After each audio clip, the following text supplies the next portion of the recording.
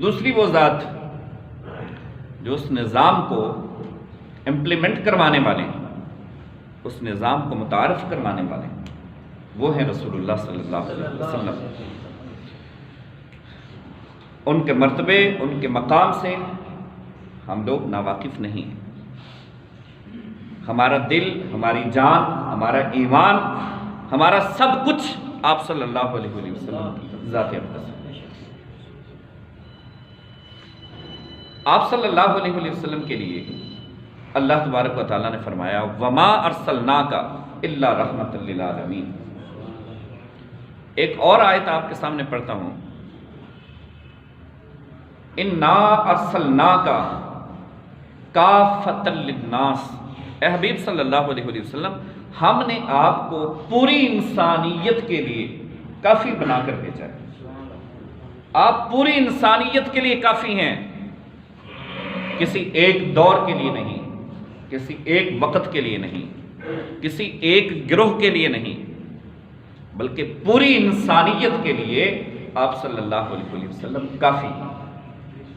اب پوری انسانیت قیامت تک کے لیے نہ کسی نبی کی ضرورت ہے، نہ کسی رسول کی ضرورت ہے، آپ صلی اللہ علیہ وسلم کافی ہیں۔ یہ قرآن کہہ رہا ہے اِنَّا أَرْسَلْنَاكَ کَافَةً لِلنَّاسِ، پوری انسانیت کے لیے آپ کو ہم نے کافی بنا دیا۔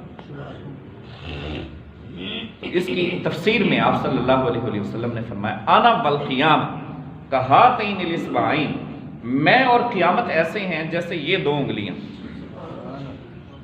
ان دو انگلیوں کے درمیان تیسری کوئی اور چیز ہے؟ کوئی اور چیز نہیں ہے۔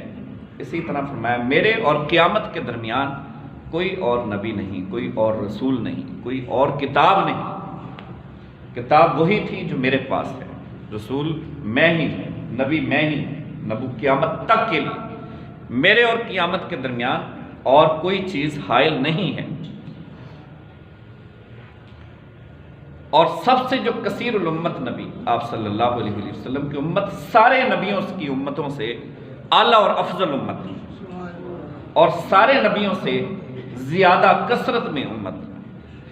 قرآن پاک میں نے پڑھا جو کثیر الامت نبی ہوئے ہیں وہ حضرت موسیٰ علیہ السلام ہیں۔ ایک اور نبی کے بارے میں میں نے پڑھا مئات الف او یزیدون، اللہ فرماتے ہیں ہم نے ان کو 1,00,000 یا اس سے زائد امت عطا کی۔ 1,00,000 تو یہ میکسیمم جو امت کی سٹرینتھ بتائی گئی ہے قرآن حدیث کے اندر، یہ حضرت یونس علیہ السلام کی بات کی۔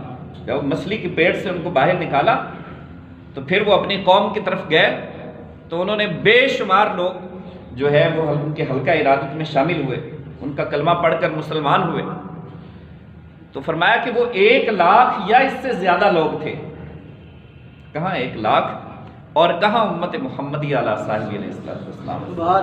میں نے آپ کو بتایا 120 ٹوٹل صفحے ہوں گی قیامت کے دن، 40 صفحے باقی سارے نبیوں کی ہوں گی، سارے نبیوں کی 1,24,000، 80 صفحے وہ آمنہ کے لال حضرت محمد رسول اللہ امت کی نعرہ تکبیر، نعرہ رسالت، نعرہ حیدری، نعرہ تحقیق۔ وَمَا أَرْسَلْنَاكَ إِلَّا رَحْمَةً لِّلْعَالَمِينَ، جس ذرے کا وہ خالق کائنات رب ہے، اس ذرے کے لیے آپ صلی اللہ علیہ وسلم نبی ہیں، رسول ہیں اور رحمت بن کر تشریف لائے۔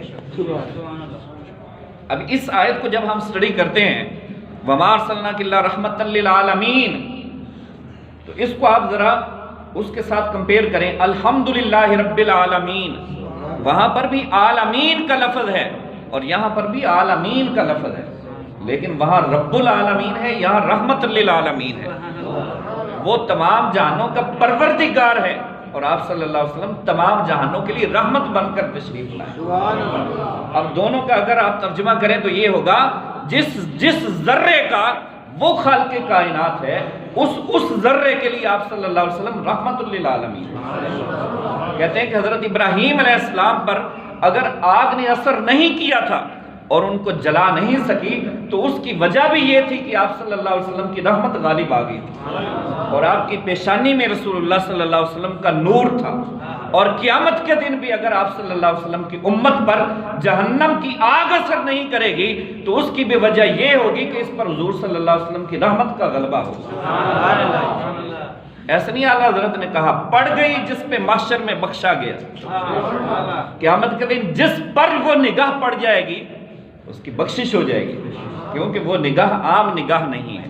اس نگاہ کے بارے میں پوچھنا ہے تو علامہ اقبال سے پوچھو، تو غنی از ہر دو عالم من فقیر، روز محشر کے عذر ہائے من پذیر، گر حسابم رات بینی نا گزیر، از نگاہ مصطفیٰ پنہا بگیر۔ علامہ اقبال کہتے ہیں کہ میں نے دیکھا، رات کے وقت بیٹھا سوچتا رہا، پریشان تھا کہ اللہ یہ امت اتنی پریشان کیوں ہے۔ ایک درد تھا نا، ایک سوز تھا۔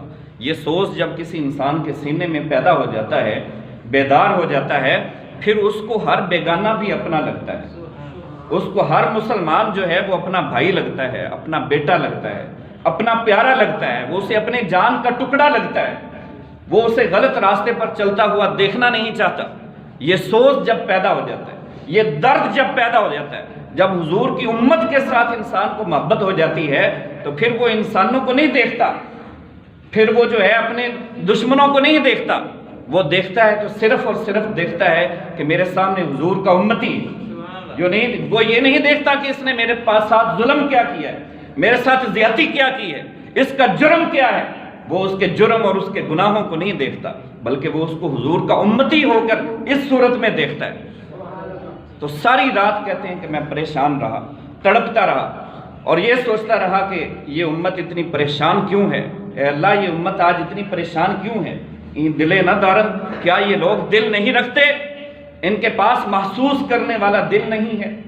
تو جب رات کے پچھلے پہر نیند آ گئی، قسمت کا مقدر کا ستارہ چمک اٹھا، آپ صلی اللہ علیہ وسلم تشریف لے آئے اور آپ نے فرمایا کہ اقبال کیا پوچھتا ہے کہ یہ لوگ دل نہیں رکھتے، این دلیں دارند و در دل عشق مصطفیٰ نہ دارند، یہ دل تو رکھتے ہیں لیکن دلوں میں میری محبت نہیں رکھتے۔ دل ان کے ہیں لیکن محبوب کوئی اور ہیں ان کے، یہ دلوں میں مجھے اپنا محبوب نہیں رکھتے۔ بس صبح اٹھے تو لکھ دیا کہ اسر ماں راز ماں بیگانہ کرد، از جمال مصطفیٰ بیگانہ کرد۔ لوگوں آج ہماری تباہی کا سبب ہی یہی ہے کہ ہمارے دلوں سے عشق مصطفیٰ ختم ہو چکا ہے، ہم اپنے آپ سے بیگانے ہو چکے ہیں، اپنی آئیڈینٹی اور اپنی شناخت ہم بھول چکے ہیں، اپنی پہچان سے بھی ہم دور چلے گئے ہیں۔ اس کی وجہ یہ ہے کہ ہم عشق مصطفیٰ سے دور چلے گئے۔ تو کہتے ہیں کہ تو غنی از ہر دو عالم من فقیر، روز محشر کے عذر ہائے من پذیر۔ اے اللہ قیامت کے دن اگر ہو سکے تو مجھے معاف کر دے، گناہ گار ہوں، تیرے حبیب کا امتی ہوں، اگر میرے اعمال اس قابل ہوں کہ میری بخشش ہو سکتی ہے تو اے اللہ مجھے معاف کر دینا، لیکن اگر میرے اعمال اس قابل نہ ہوں کہ میری بخشش ہو سکے تو اے اللہ میری تیری بارگاہ میں پھر التجا ہے کہ مجھے اپنے محبوب کے، اپنے حبیب کے سامنے نہ کرنا، مجھے جہنم میں ہی ڈالنا ہو تو چھپا کر مجھے جہنم میں ڈال دیجیے۔ اب اس کے دو معنی بیان کیے ہیں لوگوں نے۔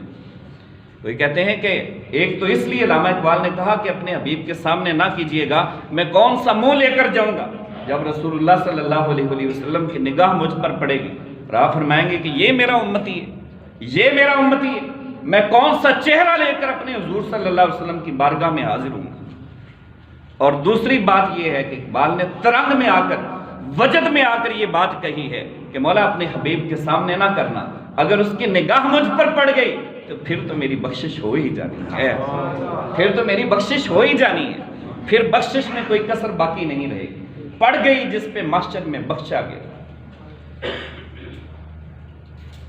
تو آپ صلی اللہ علیہ وسلم کی ذات اقدس آفاقیت کی حامل ہے، پوری کائنات انسانیت کے لیے آپ صلی